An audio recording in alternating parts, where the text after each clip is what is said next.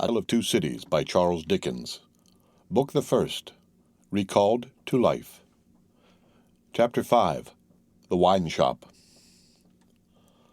A large cask of wine had been dropped and broken in the street. The accident had happened in getting it out of a cart.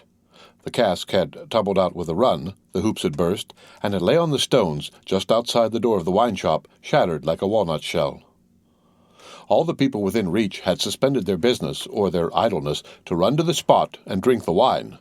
The rough, irregular stones of the street pointing every way, and designed, one might have thought, expressly to lame all living creatures that approached them, had dammed it into little pools.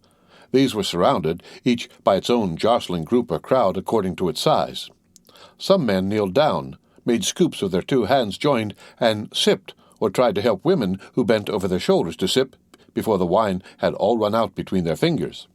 Others, men and women, dipped in the puddles with little mugs of mutilated earthenware, or even with handkerchiefs from women's heads, which were squeezed dry into infants' mouths. Others made small mud embankments to stem the wine as it ran. Others, directed by lookers-on up at high windows, darted here and there to cut off little streams of wine that started away in new directions. Others devoted themselves to the sodden and lee-dyed pieces of the cask, licking and even champing the moister, wine-rotted fragments with eager relish. There was no drainage to carry off the wine, and not only did it all get taken up, but so much mud had gotten taken up along with it that there might have been a scavenger in the street if anybody acquainted with it could have believed in such a miraculous presence. A shrill sound of laughter and of amused voices of men, women, and children, resounded in the street while this wine game lasted. There was little roughness in the sport, and much playfulness. There was a special companionship in it, an observable inclination on the part of everyone to join some other one, which led especially among the luckier or lighter-hearted to frolicsome embraces, drinking of healths, shaking of hands, and even joining of hands and dancing a dozen together. When the wine was gone, and the places where it had been most abundant were raked into a gridiron patterned by fingers, these demonstrations ceased as suddenly as they had broken out. The man who had left his saw sticking in the firewood he was cutting set it in motion again. The woman who had left on a doorstep the little pot of hot ashes at which she had been trying to soften the pain in her own starved fingers and toes, or in those of her child, returned to it. Men with bare arms, matted locks, and cadaverous faces, who had emerged into the winter light from cellars, moved away to descend again, and a gloom gathered on the scene that appeared more natural to it than sunshine. The wine was red wine, and had stained the ground of the narrow street in the suburb of St. Antoine in Paris, where it was spilled. It had stained many hands, too, and many faces, and many naked feet, and many wooden shoes. The hands of the men who sawed the wood left red marks on the billets, and the forehead of the woman who nursed her baby was stained with the stain of the old rag she wound about her head again. Those who had been greedy with the staves of the cask had acquired a tigerish smear about the mouth, and one tall joker so besmirched his head more out of a long, squalid bag of a nightcap than in it, scrawled upon a wall with his finger dipped in muddy wine-lees, "Blood." The time was to come when that wine, too, would be spilled on the street stones, and when the stain of it would be read upon many there. And now that the cloud settled on St. Antoine, which a momentary gleam had driven from his sacred countenance, the darkness of it was heavy cold. Dirt, sickness, ignorance, and want were the lords-in-waiting on the saintly presence, nobles of great power, all of them, but most especially the last. Samples of a people that had undergone a terrible grinding and regrinding in the mill, and certainly not in the fabulous mill which ground old people young, shivered at every corner, passed in and out at every doorway, looked from every window, fluttered in every vestige of a garment that the wind shook. The mill which had worked them down was the mill that grinds young people old. The children had ancient faces and grave voices, and upon them and upon the grown faces, and ploughed into every furrow of age and coming up afresh, was the sigh, hunger. It was prevalent everywhere. Hunger was pushed out of the tall houses, in the wretched clothing that hung upon poles and lines. Hunger was patched into them with straw and rag and wood and paper. Hunger was repeated in every fragment of the small modicum of firewood that the man sawed off. Hunger stared down from the smokeless chimneys and started up from the filthy street that had no offal among its refuse of anything to eat. Hunger was the inscription on the baker's shelves, written in every small loaf of his scanty stock of bad bread, at the sausage shop, in every dead dog preparation that was offered for sale. Hunger rattled its dry bones among the roasting chestnuts in the turned cylinder. Hunger was shred into atomics in every farthing porringer of husky chip of potato, fried with some reluctant drops of oil. Its abiding place was in all things fitted to it, a narrow winding street full of offence and stench, with other narrow winding streets diverging, all peopled by rags and nightcaps, and all smelling of rags and nightcaps, and all visible things with a brooding look upon them that looked ill. In the hunted air of the people there was yet some wild beast thought of the possibility of turning at bay.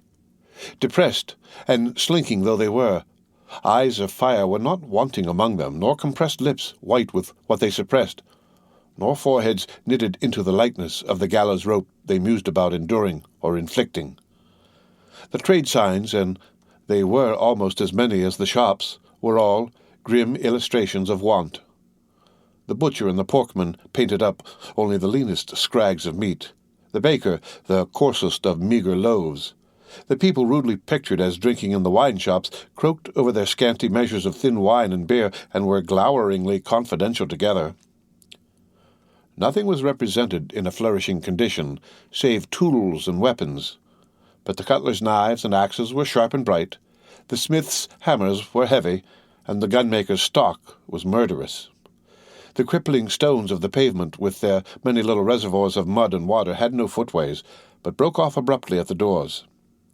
The kennel, to make amends, ran down the middle of the street, when it ran at all, which was only after heavy rains, and then it ran by many eccentric fits into the houses. Across the street at wide intervals one clumsy lamp was slung by a rope and pulley. At night, when the lamplighter had let these down and lighted and hoisted them again, a feeble grove of dim wicks swung in a sickly manner overhead, as if they were at sea. Indeed, they were at sea, and the ship and crew were in peril of tempest. For the time was to come when the gaunt scarecrows of that region should have watched the lamplighter in their idleness and hunger so long as to conceive the idea of improving on his method, and hauling up men by those ropes and pulleys to flare upon the darkness of their condition. But the time was not come yet, and every wind that blew over France shook the rags of the scarecrows in vain, for the birds, fine of song and feather, took no warning. The wine-shop was a corner shop, better than most others in its appearance and degree, and the master of the wine-shop had stood outside it in a yellow waistcoat and green breeches, looking on at the struggle for the lost wine. "It's not my affair," said he, with a final shrug of the shoulders. "The people from the market did it. Let them bring another." There, his eyes happening to catch the tall joker writing up his joke, he called to him across the way. "Say then, my Gaspard, what you do there?" The fellow pointed to his joke with immense significance, as is often the way with his tribe. It missed its mark, and completely failed, as is often the way with his tribe too. "What now? Are you a subject for the mad hospital?" said the wine-shop keeper, crossing the road and obliterating the jest with a handful of mud, picked up for the purpose and smeared over it. "Why do you write in the public streets? Is there, tell me, thou, is there no other place to write such words in?" In his expostulation he dropped his cleaner hand, perhaps accidentally, perhaps not, upon the joker's heart. The joker rapped it with his own, took a nimble spring forward, and came down in a fantastic dancing attitude, with one of his stained shoes jerked off his foot into his hand and held out. A joker of an extremely, not to say wolfishly, practical character, he looked under these circumstances. Put it on," said the other. "Call wine, and finish there." With that advice, he wiped his soiled hand upon the joker's dress, such as it was, quite deliberately, as having dirtied the hand on his account, and then recrossed the road and entered the wine-shop. The wine-shop keeper was a bull-necked, martial-looking man of 30, and he should have been of a hot temperament, for, although it was a bitter day, he wore no coat, but carried one slung over his shoulder. His shirt-sleeves were rolled up too, and his brown arms were bare to the elbows. Neither did he wear anything more on his head than his own crisply curling short dark hair. He was a dark man altogether, with good eyes and a good bold breath between them. Good-humoured looking on the whole, but implacable looking too. Evidently a man of a strong resolution and a set purpose. A man not desirable to be met rushing down a narrow pass with a gulf on either side, for nothing would turn the man. Madame Defarge, his wife, sat in the shop behind the counter as he came in. Madame Defarge was a stout woman of about his own age, with a watchful eye that seldom seemed to look at anything, a large hand, heavily ringed, a steady face, strong features, and great composure of manner. There was a character about Madame Defarge from which one might have predicated that she did not often make mistakes against herself in any of the reckonings over which she presided. Madame Defarge, being sensitive to cold, was wrapped in fur, and had a quantity of bright shawl twined about her head, though not to the concealment of her large earrings. Her knitting was before her, but she had laid it down to pick her teeth with a toothpick. Thus engaged, with her right elbow supported by her left hand, Madame Defarge said nothing when her lord came in, but coughed just one grain of cough. This, in combination with the lifting of her darkly defined eyebrows over her toothpick by the breadth of a line, suggested to her husband that he would do well to look round the shop among the customers for any new customer who had dropped in while he stepped over the way. The wine-shop keeper accordingly rolled his eyes about until they rested upon an elderly gentleman and a young lady who was seated in a corner. Other company were there, 2 playing cards, 2 playing dominoes, 3 standing by the counter lengthening out a short supply of wine. As he passed behind the counter, he took notice that the elderly gentleman said in a look to the young lady, "This is our man." "What the devil do you do in that galley there?" said Monsieur Defarge to himself. "I don't know you." But he feigned not to notice the 2 strangers, and fell into discourse with the triumvirate of customers who were drinking at the counter.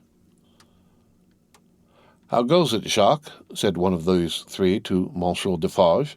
"Is all the spilt wine swallowed?" "Every drop, Jacques," answered Monsieur Defarge. When this interchange of Christian name was effected, Madame Defarge, picking her teeth with a toothpick, coughed another grain of cough, and raised her eyebrows by the breadth of another line. "It is not often," said the second of the 3, addressing Monsieur Defarge, "that many of these miserable beasts know the taste of wine, or of anything but black bread and death. Is it not so, Jacques?" "It is so, Jacques," Monsieur Defarge returned. At this second interchange of the Christian name, Madame Defarge, still using her toothpick with profound composure, coughed another grain of cough and raised her eyebrows by the breadth of another line. The last of the 3 now said his say as he put down his empty drinking vessel and smacked his lips. "Ah, so much the worse. A bitter taste it is that such poor cattle always have in their mouths, and hard lives they live, Jacques. Am I right, Jacques?" "You are right, Jacques," was the response of Monsieur Defarge. This third interchange of the Christian name was completed at the moment when Madame Defarge put her toothpick by, kept her eyebrows up, and slightly rustled in her seat. "Hold, then! True!" muttered her husband. "Gentlemen, my wife." The 3 customers pulled off their hats to Madame Defarge with 3 flourishes. She acknowledged their homage by bending her head and giving them a quick look.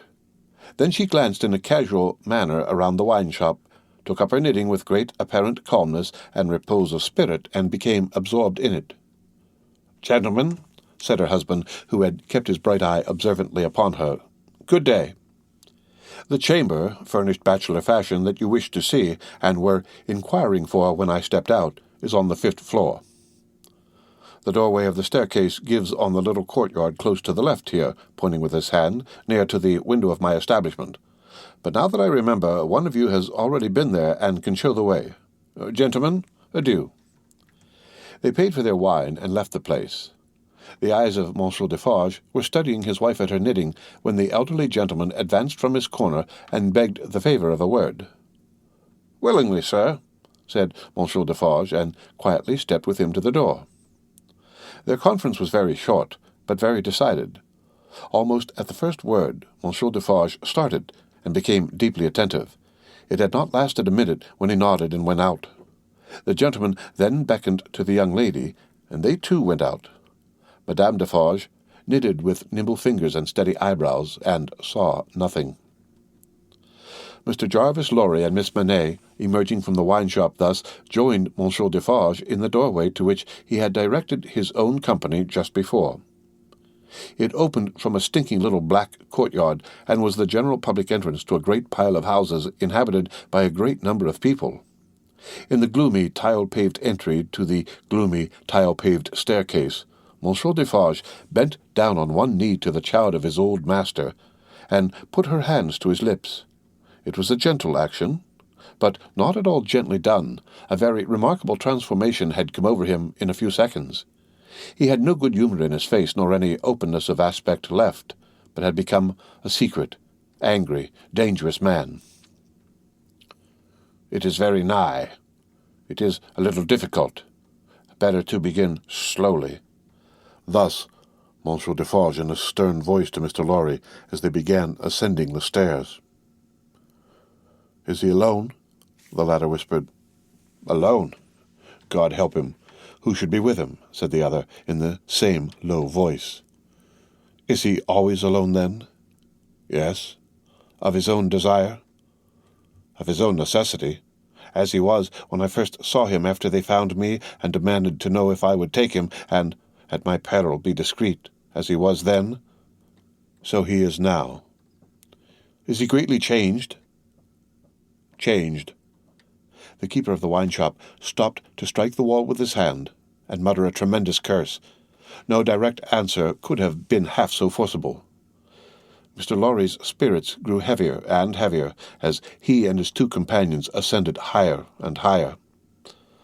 Such a staircase, with its accessories in the older and more crowded parts of Paris, would be bad enough now, but at that time it was vile indeed to unaccustomed and unhardened senses. Every little habitation within the great foul nest of one high building, that is to say, the room or rooms within every door that opened on the general staircase, left its own heap of refuse on its own landing, besides flinging other refuse from its own windows. The uncontrollable and hopeless mass of decomposition so engendered would have polluted the air, even if poverty and deprivation had not loaded it with their intangible impurities. The two bad sources combined made it almost insupportable. Through such an atmosphere, by a steep, dark shaft of dirt and poison, the way lay. Yielding to his own disturbance of mind, and to his young companion's agitation, which became greater every instant, Mr. Jarvis Lorry twice stopped to rest. Each of these stoppages was made at a doleful grating by which any languishing good airs that were left uncorrupted seemed to escape, and all spoilt and sickly vapours seemed to crawl in. Through the rusted bars, tastes rather than glimpses were caught of the jumbled neighbourhood, and nothing within range, nearer or lower than the summits of the two great towers of Notre Dame, had any promise on it of healthy life or wholesome aspirations. At last the top of the staircase was gained, and they stopped for the third time. There was yet an upper staircase of a steeper inclination and of contracted dimensions to be ascended before the garret story was reached. The keeper of the wine-shop, always going a little in advance, and always going on the side which Mr. Lorry took, as though he dreaded to be asked any question by the young lady, turned himself about here, and carefully, feeling in the pockets of the coat he carried over his shoulder, took out a key. "The door is locked, then, my friend?" said Mr. Lorry, surprised. "Ah, aye, yes," was the grim reply of Monsieur Defarge. "You think it necessary to keep the unfortunate gentleman so retired?" "I think it necessary to turn the key." Monsieur Defarge whispered it closer in his ear and frowned heavily. "Why?" "Why? Because he has lived so long locked up that he would be frightened, rave, tear himself to pieces, die, come to know not what harm, if his door was left open." "Is it possible?" exclaimed Mr. Lorry. "Is it possible?" repeated Defarge bitterly. "Yes, and a beautiful world we live in when it is possible, and when many other such things are possible, and not only possible, but done. Done, see you, under that sky there, every day. Long live the devil. Let us go on. This dialogue had been held in so very low a whisper that not a word of it had reached the young lady's ears. But by this time she trembled under such strong emotion, and her face expressed such deep anxiety, and above all such dread and terror, that Mr. Lorry felt it incumbent on him to speak a word or two of reassurance. "Courage, dear miss, courage. Business. The worst will be over in a moment. It is but passing the room door, and the worst is over. Then all the good you bring to him, all the relief, all the happiness you bring to him, begin. Let our good friend here assist you on that side." "That's well, friend Defarge. Come now. Business. Business." They went up slowly and softly. The staircase was short, and they were soon at the top. There, as it had an abrupt turn in it, they came all at once in sight of 3 men, whose heads were bent down close together at the side of a door, and who were intently looking into the room to which the door belonged, through some chinks or holes in the wall. On hearing footsteps close at hand, these 3 turned and rose, and showed themselves to be the 3 of one name who had been drinking in the wine-shop. "I forgot them in the surprise of your visit," explained Monsieur Defarge. "Leave us, good boys. We have business here." The 3 glided by and went silently down. There appearing to be no other door on that floor, and the keeper of the wine-shop going straight to this one when they were left alone, Mr. Lorry asked him in a whisper with a little anger, "Do you make a show of Monsieur Manette?" "I show him in the way you have seen to a chosen few." "Is that well?" "I think it is well." "Who are the few? How do you choose them?" "I choose them as real men of my name. Jacques is my name, to whom the sight is likely to do good." "Enough. You are English. That is another thing. Stay there, if you please, a little moment." With an admonitory gesture to keep them back, he stooped and looked in through the crevice in the wall. Soon, raising his head again, he struck twice or thrice upon the door, evidently with no other object than to make a noise there. With the same intention, he drew the key across it 3 or 4 times before he put it clumsily into the lock and turned it as heavily as he could. The door slowly opened inward under his hand, and he looked into the room and said something. A faint voice answered something. Little more than a single syllable could have been spoken on either side. He looked back over his shoulder and beckoned them to enter. Mr. Lorry got his arm securely round the daughter's waist, and held her, for he felt that she was sinking. "Ah, business, business," he urged, with a moisture that was not of business shining on his cheek. "Come in, come in." "I am afraid of it," she answered, shuddering. "Of it? What?" "I mean of him, of my father." Rendered in a manner desperate by her state, and by the beckoning of their conductor, he drew over his neck the arm that shook upon his shoulder, lifted her a little, and hurried her into the room. He sat her down just within the door, and held her, clinging to him. Defarge drew out the key, closed the door, locked it on the inside, took out the key again, and held it in his hand.